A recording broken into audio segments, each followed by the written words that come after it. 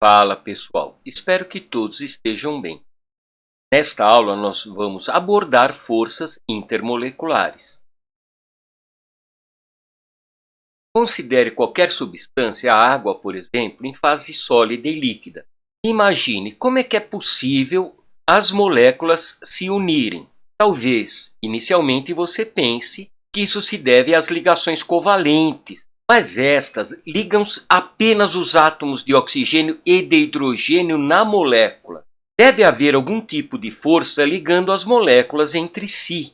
Senão, as moléculas estariam sempre em fase gasosa, soltas e voando por aí. Então, entre as moléculas de água vão surgir forças, que são genericamente denominadas forças intermoleculares.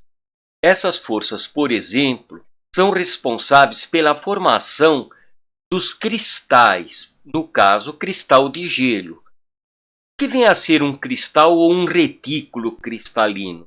Trata-se de uma organização repetitiva de partículas, no caso de moléculas. Esse é o sentido de cristal na ciência, na química. Então, quando nós pegamos, por exemplo, água sólida e realizamos a fusão, nós estamos quebrando forças intermoleculares, não as ligações covalentes.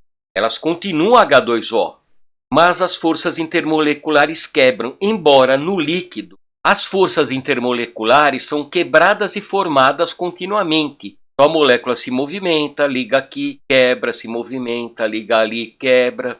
Quando nós realizamos a vaporização, aí as forças intermoleculares quebram completamente. Portanto, no sentido fusão, vaporização, a quebra de força intermolecular, no sentido inverso, é claro, ela se forma.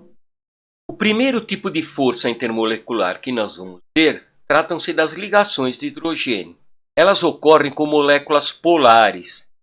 E moléculas polares que tenham átomos de hidrogênio ligados a FON, fluoroxigênio e nitrogênio. Os três átomos mais eletronegativos da tabela periódica, do Von-Clebrich, também átomos pequenos. Isso é importante, porque permite uma aproximação maior entre o hidrogênio com as moléculas vizinhas, estabelecendo as ligações de hidrogênio. As ligações de hidrogênio são direcionais, feitas com os pares de elétrons, porque são nos pares de elétrons não compartilhados das moléculas que a carga parcial negativa das moléculas polares está concentrada. Lembre-se que a água é polar.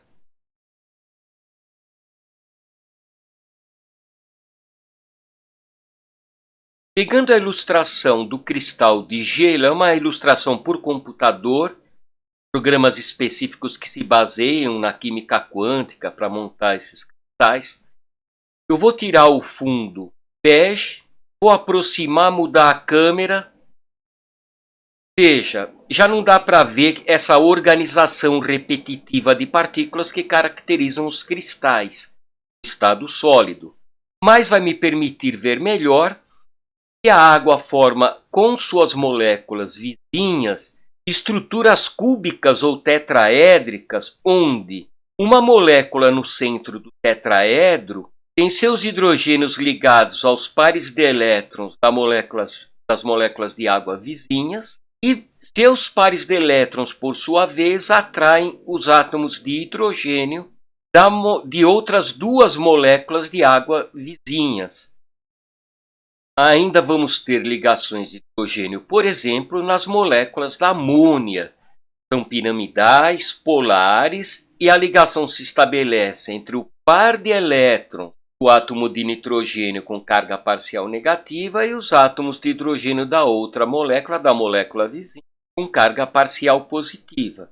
Mas em muitas moléculas derivadas da amônia, neste caso, por exemplo, eu retirei um dos átomos de hidrogênio e substituí por este grupo CH3. Nós vamos ver muito essas moléculas em química orgânica, mas se nós tivermos moléculas que têm hidrogênio ligado a FON, fluoroxigênio e nitrogênio, também vai estabelecer ligações de hidrogênio com as moléculas vizinhas, sempre com um nitrogênio com carga parcial negativa atraindo e sendo atraído o hidrogênio com carga parcial positiva da molécula vizinha. E se tomarmos a água como base e substituirmos um dos átomos de hidrogênio, por exemplo, por um grupo CH3 também, o que em química orgânica nós vamos ver caracteriza um álcool.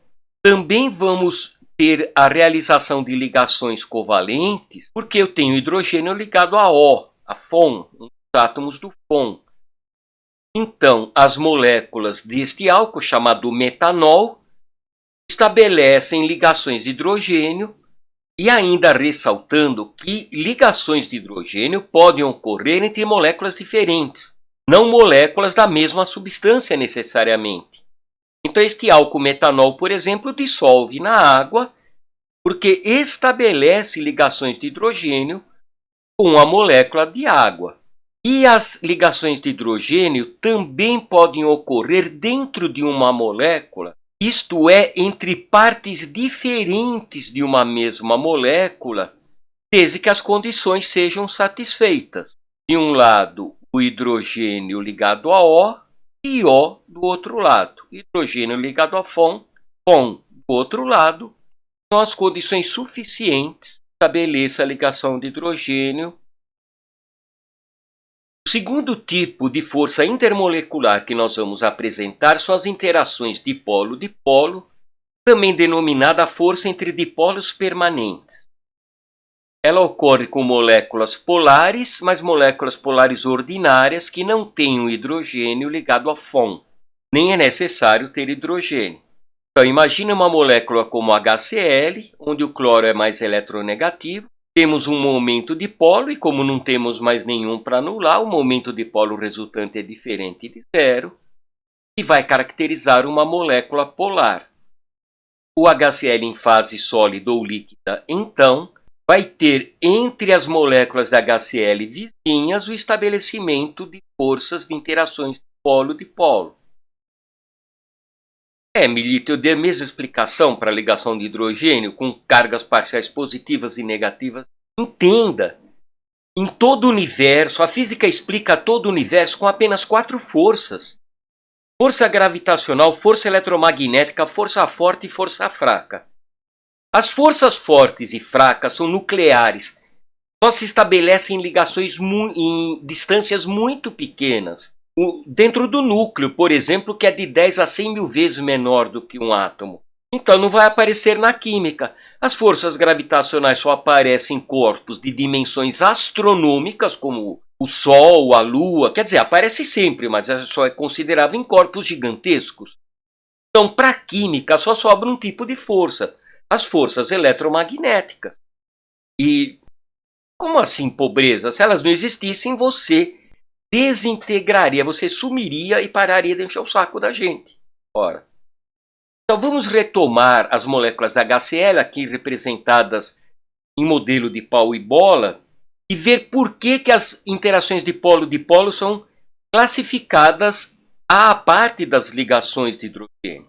Em primeiro lugar, elas não são direcionais dirigidas ao par de elétrons da molécula vizinha. É apenas uma atração entre polos diferentes, de moléculas diferentes.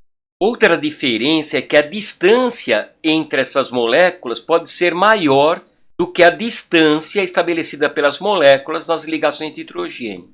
E mais importante, a energia das ligações dipolo-dipolo são muito menores do que a energia das ligações de hidrogênio.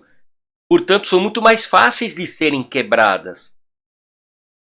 E não vá se confundir. Esta molécula do formaldeído, por exemplo, tem oxigênio e hidrogênios. Mas os átomos de hidrogênio não estão ligados aos átomos de oxigênio. Ela é uma molécula polar, porque o momento dipolo resultante é diferente de zero.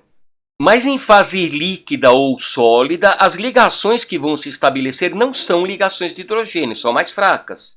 São interações do tipo dipolo-dipolo. Entre uma região com carga parcial negativa de uma molécula e uma região com carga parcial positiva da outra molécula. E não vai se confundir também. Estas moléculas dessa substância, o formaldeído, por exemplo, dissolvem em água, mas quando elas dissolvem em água, O tipo de ligação estabelecida entre a molécula do formaldeído e água são ligações de hidrogênio. E não tem como errar, gente. O cara te pergunta lá no Enem, no vestibular, que tipo de ligação é essa. Veja, tem hidrogênio ligado a FON, a O, de um lado, e tem FON do outro lado, é ligação de hidrogênio. O terceiro tipo de força intermolecular, as mais fracas, são as denominadas forças de London. E, infelizmente, tem muitos sinônimos, também são chamadas forças de dispersão, ou por dipolos temporários ou induzidos.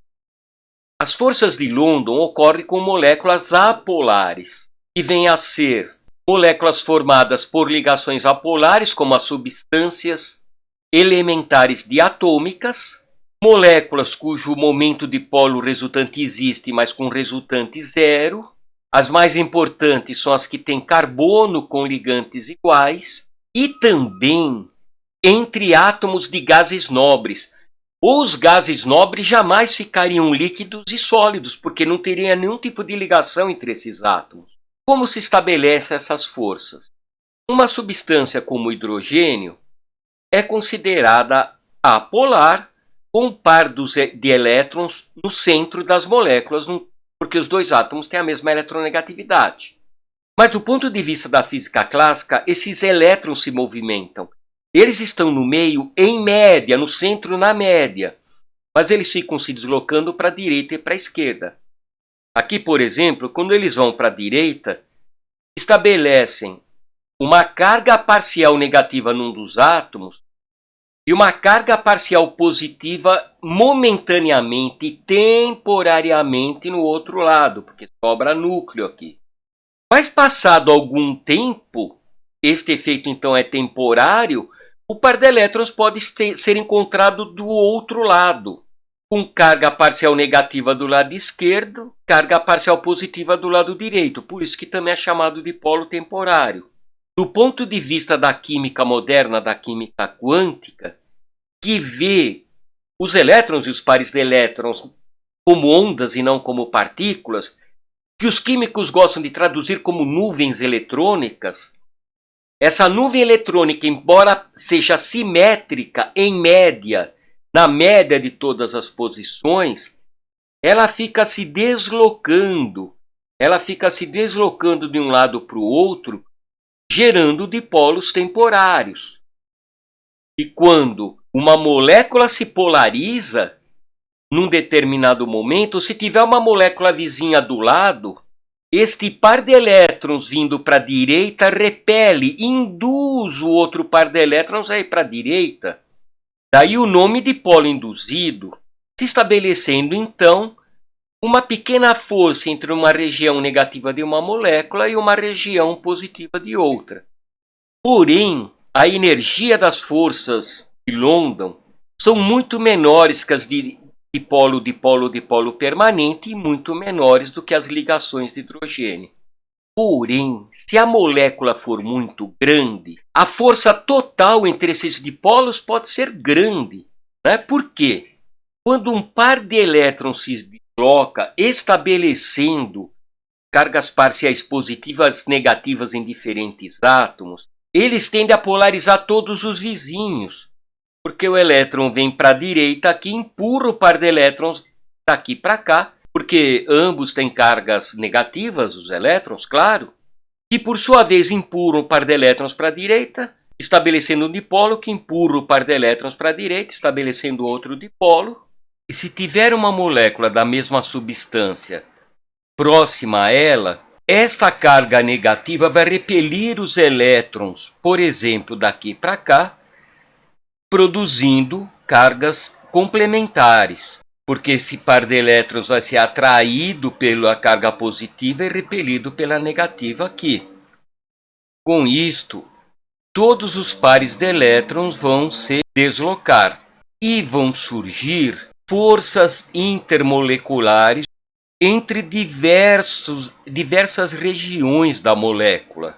E muitas vezes, como neste caso, a soma de todos esses dipolos temporários, embora cada um deles seja fraco, na soma, podem ser mais fortes do que uma própria ligação de hidrogênio.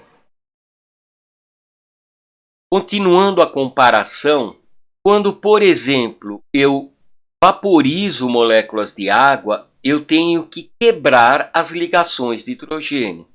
Uma forma de se perceber isso é pela temperatura de ebulição, a da passagem de líquido para vapor. O ponto de ebulição da água é 100 graus Celsius. Já quando vou para uma interação dipolo-dipolo, como as que se estabelecem entre as moléculas de HCl, elas são mais fracas, a energia gasta vai ser menor, o que se traduz num menor ponto de ebulição. No caso do HCl, 85 graus abaixo de zero.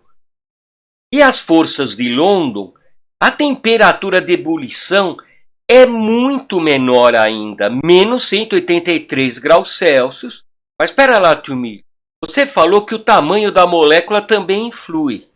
É por isso que eu escolhi 3 moléculas com dimensões aproximadamente iguais. Aquelas estão representadas com seus tamanhos reais, com os raios dos átomos denominados raios de Van der Waals proporcionalmente representados. E dá para ver que uma molécula não é gigante e outra é pequena, por isso que dá para comparar. Com isso podemos dizer que, no sentido forças de London, interações de polo-dipolo e ligações de hidrogênio, a intensidade da força intermolecular cresce e para moléculas de dimensões semelhantes, cresce o ponto de ebulição e o ponto de fusão. Ainda lembrando que forças de London e interações de polo-dipolo podem ser ambas denominadas forças de Van der Waals. Forças de dipolo-dipolo induzido ocorrem quando uma molécula apolar, como o oxigênio, se aproxima de uma polar, como neste exemplo a água.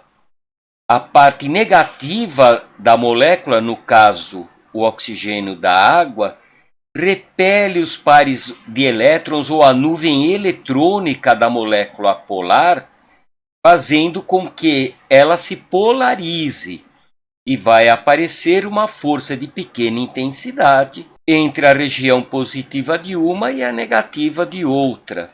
É por isso que oxigênio e gás carbônico, que são moléculas apolares, dissolvem água. Dissolve muito pouco, mas dissolve. E sem isso, não haveria vida aquática. Sem oxigênio não há respiração, sem gás carbônico não há fotossíntese. Finalmente, as forças íon-dipolo. Por exemplo, o cloreto de sódio se dissocia em água no seu cátion Na+, e no seu ânion Cl-. E isso ocorre porque as moléculas de água começam a aproximar suas extremidades parcialmente positivas do ânion e suas extremidades parcialmente negativas, no caso o oxigênio, do cátion. Com isso, as moléculas de água vão arrancando os íons e se estabelecem então essas ligações entre uma molécula polar e um íon, as forças íon-dipolo.